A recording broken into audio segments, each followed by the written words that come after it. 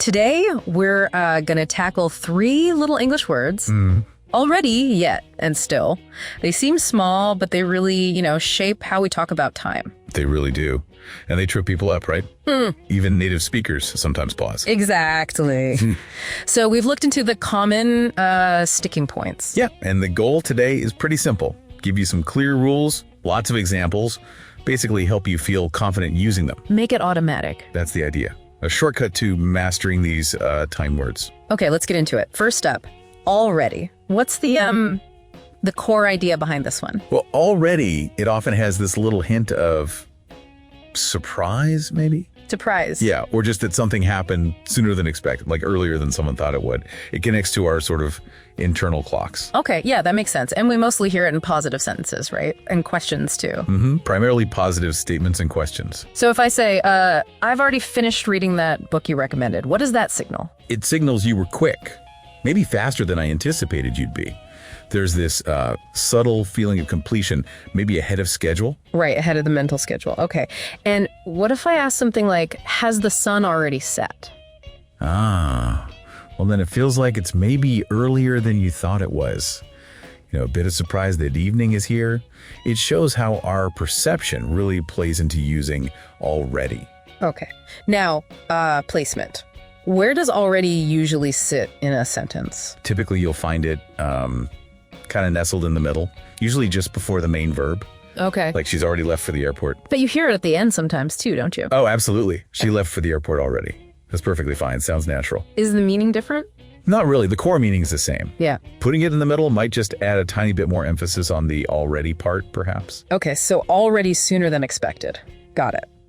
Let's switch over to yet. What's the main job of yet? Yet is all about expectation, anticipation. Anticipation, okay. Yeah, it tells us something hasn't happened up to now, but there's this feeling it will happen. Yeah. Or that it's expected to happen. Right, and we use this one mostly in negative sentences. Yeah. Questions. That's right. Mostly negatives and questions. You almost never see it in a positive sentence. It sounds a bit odd usually. Okay, give us an example in a question. How about, have they announced the winner yet? The underlying meaning is like, is the announcement expected soon? Or has the time for it arrived? It's looking forward. Okay, and in a negative sentence. A classic one is, he hasn't learned to play the guitar yet. Okay. So he doesn't have the skill now, but that yet strongly implies he might learn later. Or intends to. It's not a final no. Right, it leaves the door open. And where does yet usually go? Is it flexible like already? Not really. Yet almost always lands right at the end of the sentence. At the end, okay. Yeah, that's its sort of default spot. All right, so already, sooner than expected, yet expected but hasn't happened. That brings us to number 3. Still. What's the feeling with still? Still is about continuation. Something started in the past and, well, it's continuing now. It hasn't changed. Continuation, okay. Can you give an example? Sure, like they still live in that same old house. Okay. Meaning they lived there before and that situation is unchanged. They continue to live there now. Got it. And in a question? If you ask, are you still enjoying that new coffee shop? It implies you started enjoying it sometime before.